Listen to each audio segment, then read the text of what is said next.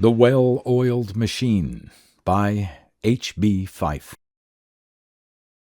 Originally published in the December 1950 issue of the Magazine of Fantasy and Science Fiction, republished in two anthologies, Science-Fiction Carnival in 1953 and the 11th Science Fiction Megapack in 2016.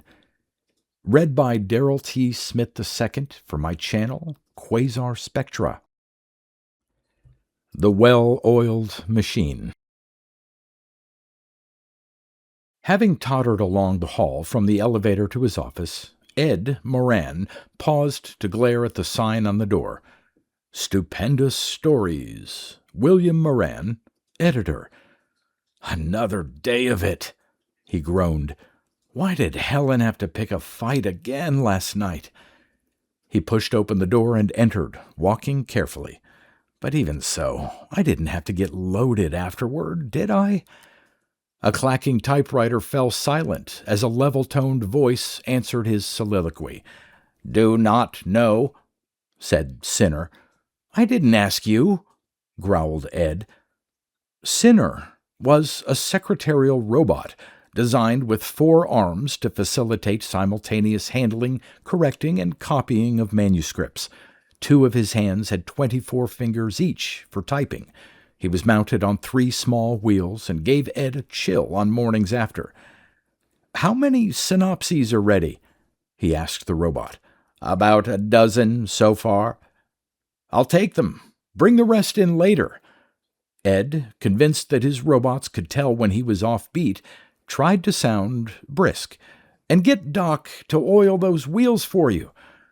"So you can keep telling everyone how the magazine runs like a well-oiled machine, ha-ha, because most of us are, ha-ha. You ought to hear Adder this morning." "Spare me that," said Ed, retreating to his own office. He threw the synopses of submitted manuscripts on his desk and sat down to hold his throbbing head.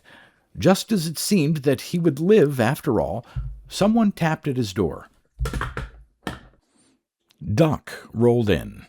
He was an adaptation of the same model as Sinner and Adder, with digits specialized for repairing machinery, including other robots.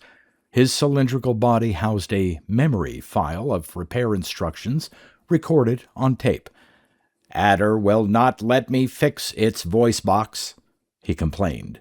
"Why won't he?" asked Ed. "It says it does not have to, under regulations of individuality. It sounds terrible. Just lost 2 ads." "Lost 2 ads?" "They came in by Visiphone. Sinner says that when the advertisers heard that voice over the mic, they got insulted." Ed flipped a switch on his intercom. "Advertising department!" a grating shriek answered. Ed winced. "You let Doc fix that voice box," he ordered. "We can't go on losing money on your whims." "Do not have to," rasped the robot. "Regulations say, all right, I can't make you, but I can put you on another job. There's no rule against that." He flicked the switch off. "Go back and try again, Doc. I'm going down to see Liar." Ed took the elevator down 2 floors to where the magazine was printed. He seldom penetrated deeply into this realm for fear of being run down by a big paper-carrying robot or suffering some similar indignity. He had, however, formed a habit of chatting with the linotyping robot. Liar, who claimed as an expert that it should be liner, or at least Liar spelled L-Y-R-E, was immobile because of his size and complexity, but he was the most educated machine Ed had ever encountered. He was equipped to proofread as he worked, and had accumulated an awe-inspiring hoard of misinformation. Liar knew all about women, at any rate as much as Ed's writers thought they knew. He knew even more about men, especially the type that was bound to win the girl and save the day. He often commiserated with Ed because the latter's chin was not more prominent, and because he was something less than 6 feet of bone and sinew. "The best thing," he began when Ed complained of headache. "Never mind," said the man. "I keep telling you I can't get any rare imported Jichil from Jupiter because there's no such thing. Human beings haven't even landed on Jupiter yet. Blaster Blaine did, in the June 14th book." "Never mind," sighed Ed. "How are you coming here?" "Almost finished." Liar did not pause in his work. "Be way ahead by afternoon. You got woman trouble, partner?" "What makes you think so?" demanded Ed, recoiling. "You always get over-oiled when you have a fight with your girl. It is human." "Which lousy story did you get that from?" "You said so," answered Liar. "Now I shall tell you how to handle her." "You think you will. You don't know Helen," Ed broke in. "This worked for young Dr. Steele in September, so listen. First, you give her the cold shoulder." "Yeah?" "That is right," Liar insisted. "They cannot stand it. Then, when she starts chasing you, knock her around a bit. Show her you are tough. They love it." Ed shuddered. "My dear Tinker Toy," he said, "she has two brothers nearly your size. They tell me she once gave the big one a shiner." "Well, of course, if you are timid, next best thing is to Shanghai her aboard a spaceship bound for Pluto." "Who, me?" "Occasionally," said Liar. "I realize how lucky I am to be well designed for my job. I, at least, am adequate." "I get along," retorted Ed. "Make a living, don't I?" "We make it for you," Sinner says. That flat-tired can of strip gears. The way he boils stories down, I'm not sure half the time what I'm buying. "Do not worry. When the copy gets to me, I fix up anything that looks out of line." "It's considered good for a magazine to get out of line at times," growled Ed. "But I doubt I could convince you." "I just do what they built me for, and you know I do it better than anything else could." Ed gave up. He listened to suggestions that he should woo Helen with anonymous gifts or show her how important he was. Best of all, Liar assured him, was to rescue the girl from terrible danger. All the heroes did it. He should arrange to be slightly injured in the process. Liar thought that the magazine could carry on very well during his absence. Ed said sourly that he would really like to give it a chance, and left. At the elevator, he heard his name called. He turned and saw the illustrating robot, Artie, apparently on his way to deliver a batch of drawings. He had been trapped by a small pool of oil spilled upon the concrete floor where some trash had been collected for later disposal. "That one-wheel drive they give you," grumbled Ed, but pushed him over a few feet. "Thank you," said Artie. He remained there, training his photoelectric eye on Ed until the elevator robot shut the door and started up. Ed fidgeted. He did not quite know what to do about this. He hated to replace Artie with a new model, but all the heroes in the sketches were beginning to look like editor William Moran. He returned to his office and found that the pile of synopses had grown during his absence. He sat down to read them after carefully discarding the top half-dozen. Sinner always favored one plot, wherein robots conquered the world. Ed chose a page, glanced at the code number identifying the story and author to Sinner, and read, "Young Jack Hansen, pilot on the dangerous asteroid run, is left unconscious on the spaceship Hawk, which mutineers force the captain to abandon.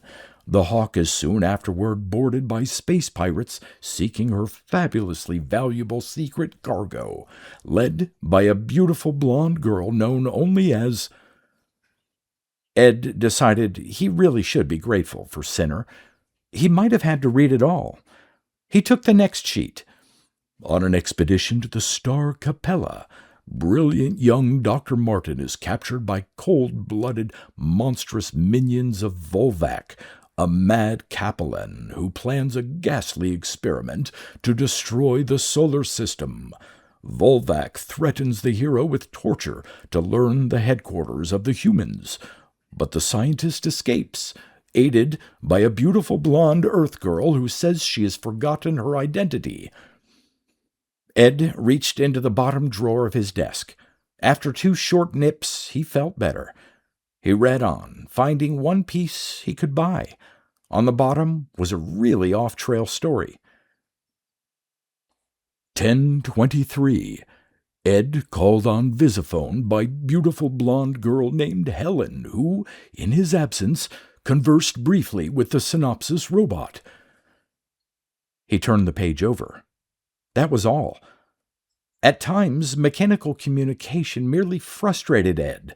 He crashed open the door, flourishing the message. "Why didn't you tell me?" he roared, glaring at Sinner. "Tell you what?" "That Helen called. What's the idea of putting this at the bottom of the pile of synopses?" "Last item in order of arrival," said Sinner reasonably. Ed leaned against the wall, shutting his eyes tightly. Against truth, purity, or moral right you could sometimes prevail, he thought, but not against robotical logic. "What did she say?" he inquired as calmly as possible. "If I did not write it down, it must have been of no interest." "Let me explain," grated Ed, "that what bores you may not necessarily fail to interest me." He slammed the door and dialed Helen's number on his desk visiphone. There was no answer.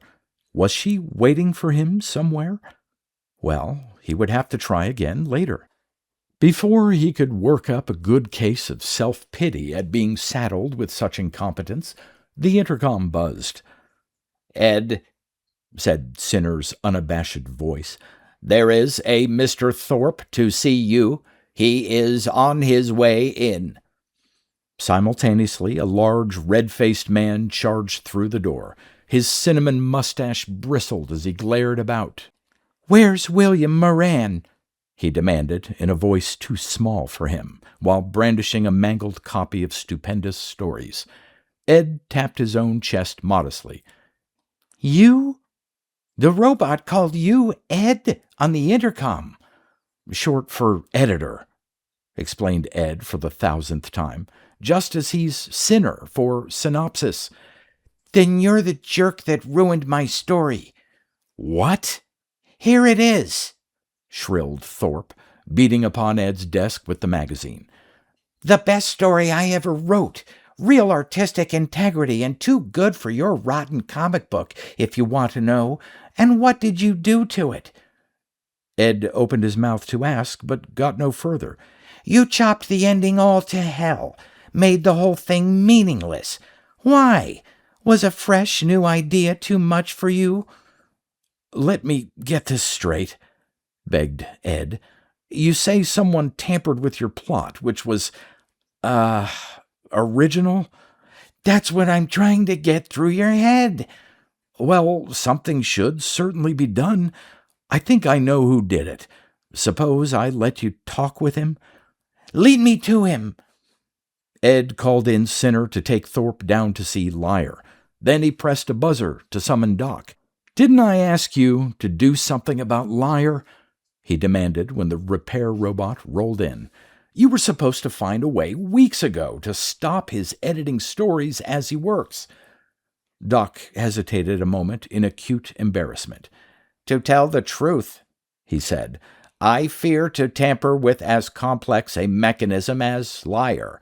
I am only a Model 255C. "Oh, and get out," growled Ed, discouraged. After Doc had rolled out, he tried to get his mind on something pleasant. Nothing occurred to him, except Helen. Had she called to say she was sending back his ring? The visiphone chimed. Sinner had evidently left him a direct line while absent. A thin, dark-haired, angry man appeared. "Now listen here," he bellowed. "I don't like being spoken to in that tone. You want to lose our account?" Ed recognized the advertising agent who usually took the back cover for his client. The man must have clashed with Adder. He pulled himself together and began to talk like a ramjet. "Whew!" He sighed some 15 minutes later, turning off the visiphone after a masterly defensive engagement. "This has gone too far. Sinner!" When the synopsis robot appeared, Ed ordered him to change offices and duties with Adder temporarily. He thought then of slipping out to lunch, but it was too early. First, he had to learn whether Thorpe had been disposed of. He phoned Liar. "He just left," was the report. "A sadder but wiser man." "That's a cliché," Ed objected automatically. "There is no better description," Liar assured him. Ed agreed presently when Thorpe slumped into his office. "I must say," the writer mumbled, "I didn't realize the depths to which I had sunk. I shouldn't blame you, of course." "What do you mean?" asked Ed. "I never knew how snugly I fitted the mold until your robot downstairs explained to me just what rules he observes in doing your editing for you." "In doing what for whom?" "He told me exactly which plots he lets past. I could count them on one hand. I knew your tired magazine was stereotyped, but to think that I, Alexander J. Thorpe, am no better than a robot, grinding out the same pattern time after time. Now wait a minute." Thorpe ignored him. The writer's features, no longer flushed with rage, sagged fleshily. He drooped like a 10-year-old whose dog had been run over. "It's true enough," he complained, snuffling faintly as he tossed his copy of the magazine onto the desk with a heavy, hopeless motion. "Even the illustrations, by golly, they do all look like you. I wouldn't believe that part at first." "Listen," exclaimed Ed. "I have troubles of my own, and—" Thorpe dragged out a handkerchief and blew a ringing blast. "I knew you wouldn't understand. An artist must maintain his standard of integrity. He becomes a crass commercialist like you if he permits the prostitution of his artistic—" "Just a second," Ed interrupted resignedly. He reached into the bottom drawer. Having company, he groped again, further back, and came up with 2 glasses for supplementary equipment. Thorpe looked doleful but receptive. The glasses were filled, emptied, refilled. "Now," said Ed, "tell me all about artistic integrity." Some time later, Adder, now custodian of the outer office, opened the door to discover why his buzzer had not been answered. Thorpe was criticizing Shakespeare, having already quoted at weary length from the works of John Ruskin, belligerently condemned Ingres and other French painters, and recited modern imitations of T.S. Eliot. It all sounded very erudite and impressive, provided Ed refrained from trying to make sense of it. The droning voice had a soothing, soporific effect. "Visiphone call," announced Adder in a raucous screech. Ed grimaced and turned on his set. Thorpe continued to mouth phrases that seemed to have little or no semantic integrity. Helen's features appeared before Ed's startled eyes. "Ah, so now you'll talk to me," she greeted him. "What? Why, of course. Why not? I wasn't going to wait, but your robot squawked out a big sales talk. Seemed to think I'd pay for your attentions." "Oh, no, certainly not. The other way around, if anything. What am I saying? No, I mean, you weren't very eager to answer my first call." "Oh, something happened," said Ed lamely. "Yes," Helen said suspiciously.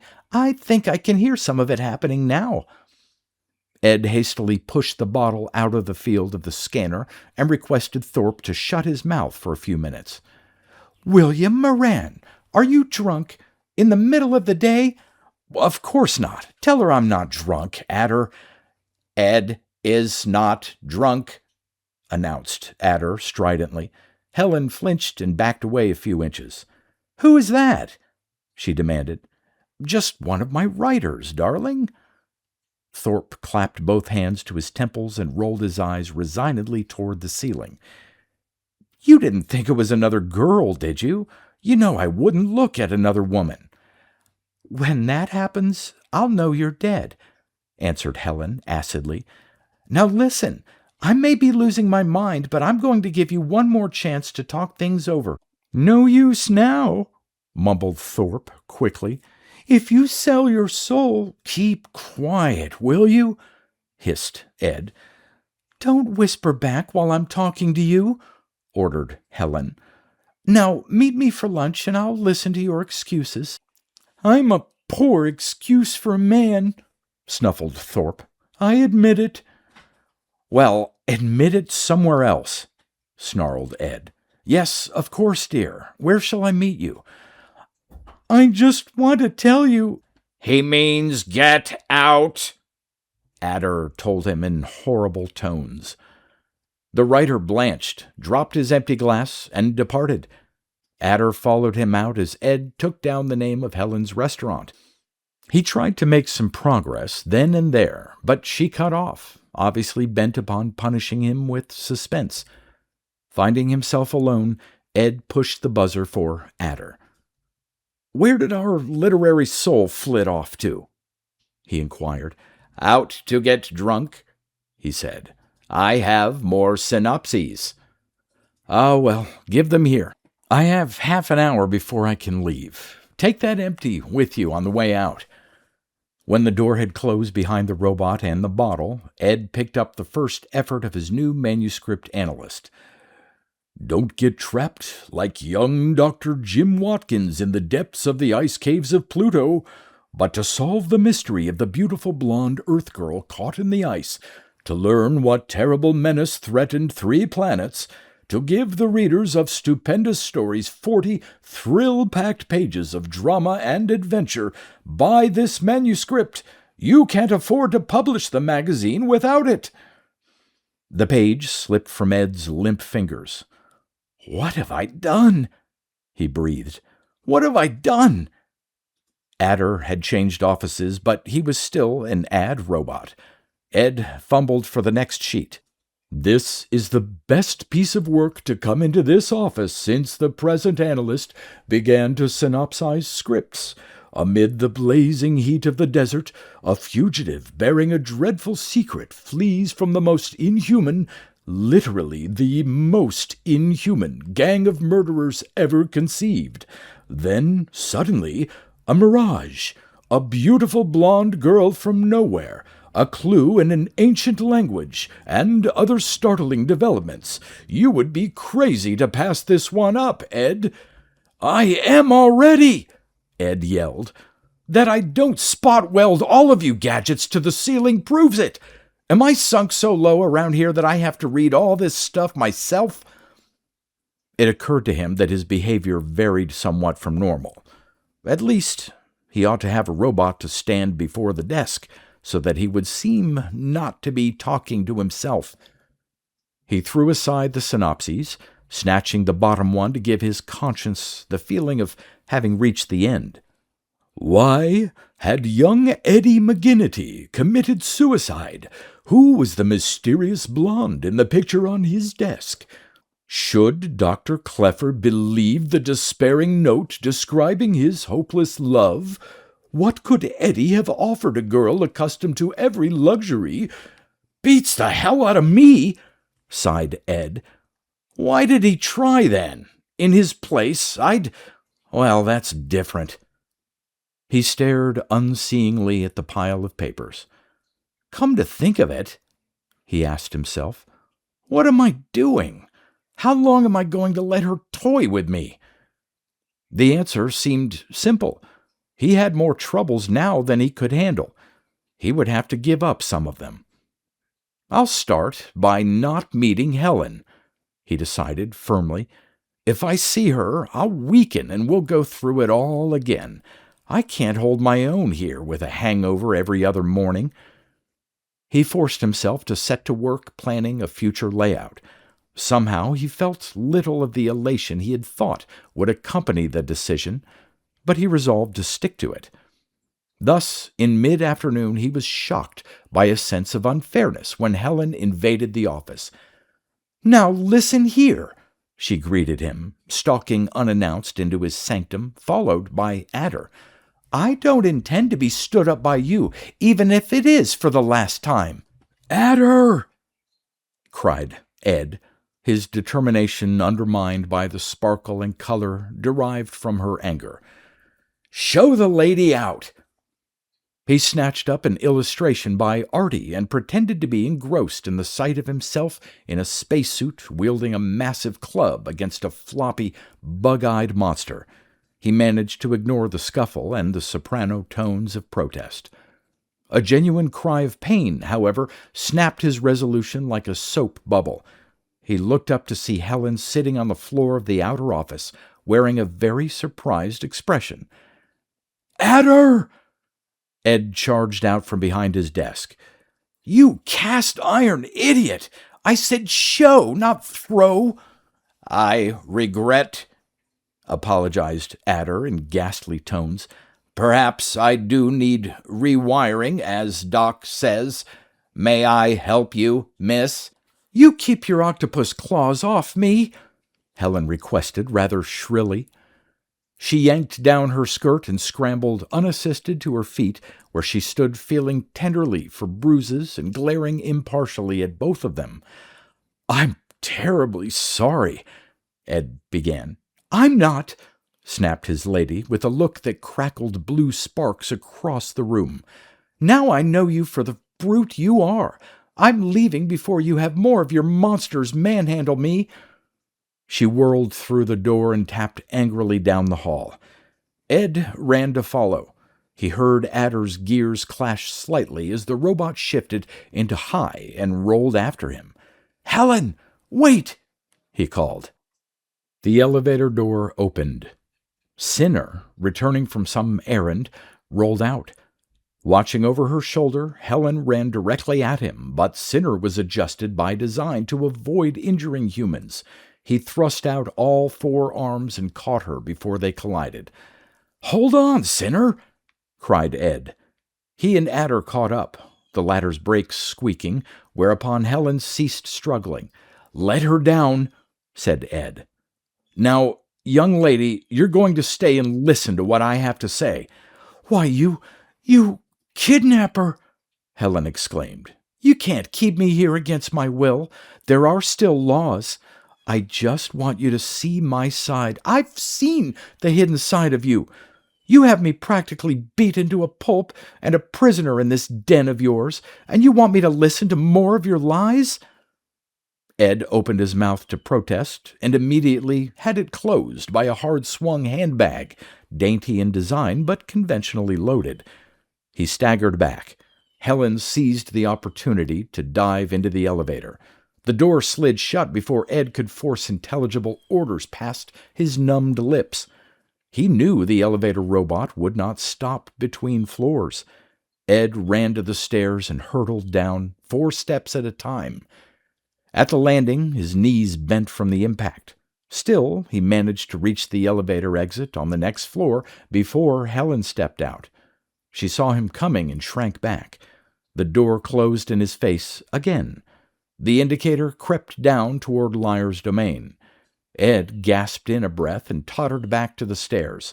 He took this flight only 2 steps at a time. Consequently, Helen had already run out of the car when he reached the bottom. "Look out!" he shouted.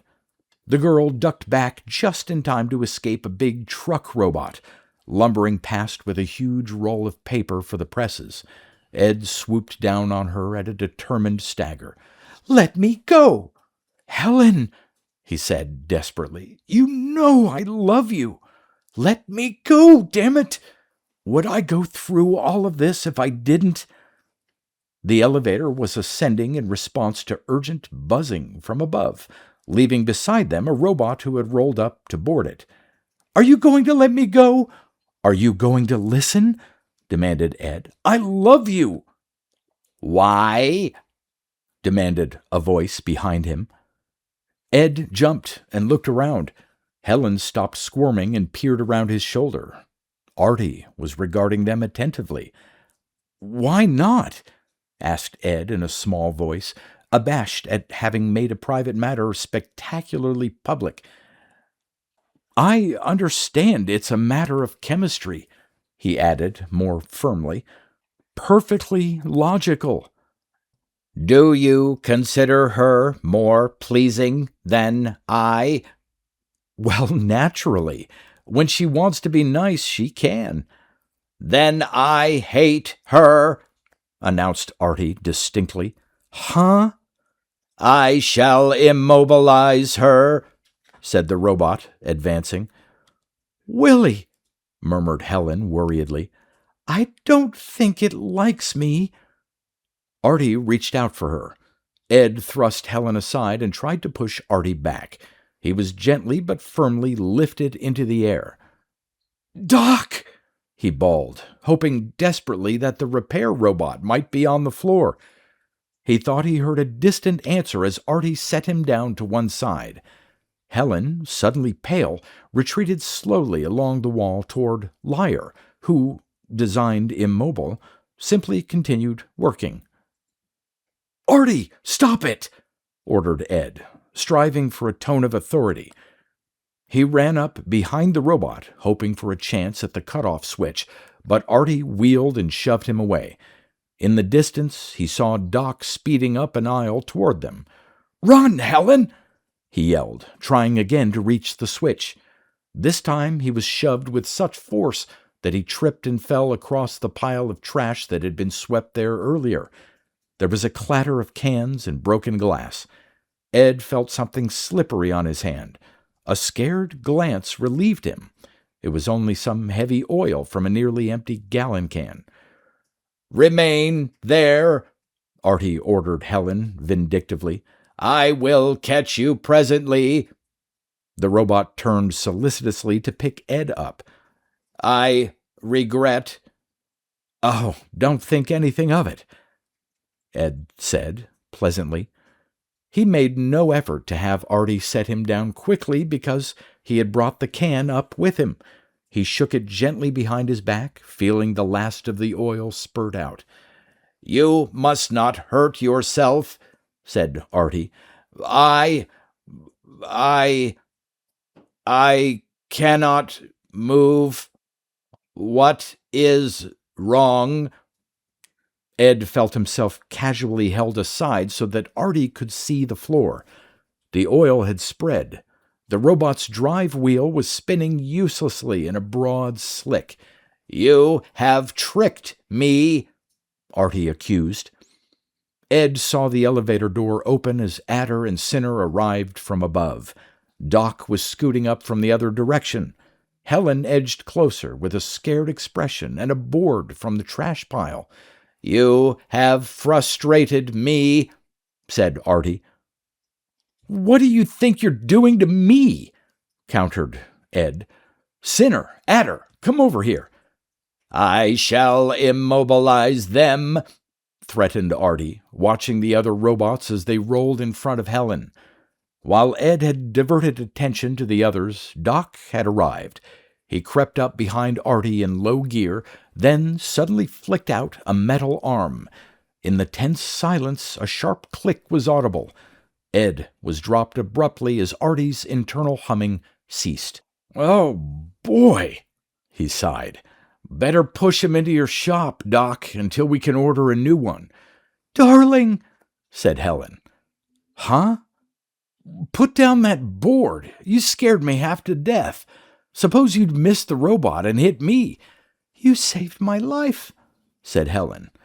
"Oh, it wasn't that bad," said Ed, watching Sinner and Doc wheel the inert drawing robot away. "Yes, it was. That nasty gadget. I give up." "What?" "I'm sorry. I never realized how important you are and how dangerous your work is. At least I won't have to worry about any pretty office wives." Now, these things don't happen every day," Do they, Adder? Not every day, answered Adder. I wonder if I had better have Doc rewire me this afternoon. You do sound a little... Helen paused delicately. To please an accessory of Ed's, I will have it repaired. Oh, my God, muttered Ed. Let's get out of here. Sinner came rolling back. Liar wants to see you, he reported. All right, said Ed. You two take the lady up to my office. He saw them into the elevator, then walked over to Liar. Now, will you admit I was right? The latter greeted him. About what? How to handle women. Sinner told all on his way back. Fortunately, you did exactly as I told you. What do you mean? Demanded Ed. First, you got Adder to beat her up. That's an exaggeration if I ever... After giving her the cold shoulder to get her interested, then you held her here against her will, which was almost as good as kidnapping her into space. I just wanted to explain. Of course, I understand. Was it not my idea? And finally, you did just as I advised, rescued her from terrible danger. Now wait, protested Ed. The excitement wore her down, that's all.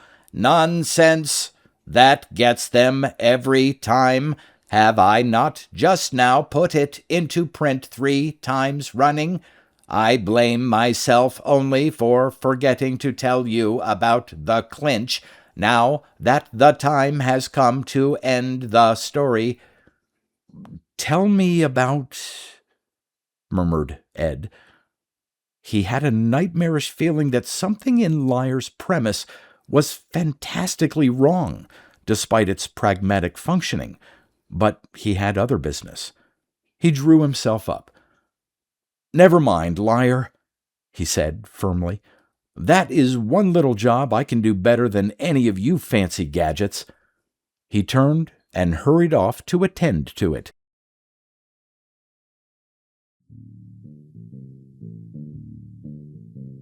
You've been listening to pre-1990s speculative fiction readings with a highlight on science fiction by Darrell T. Smith II.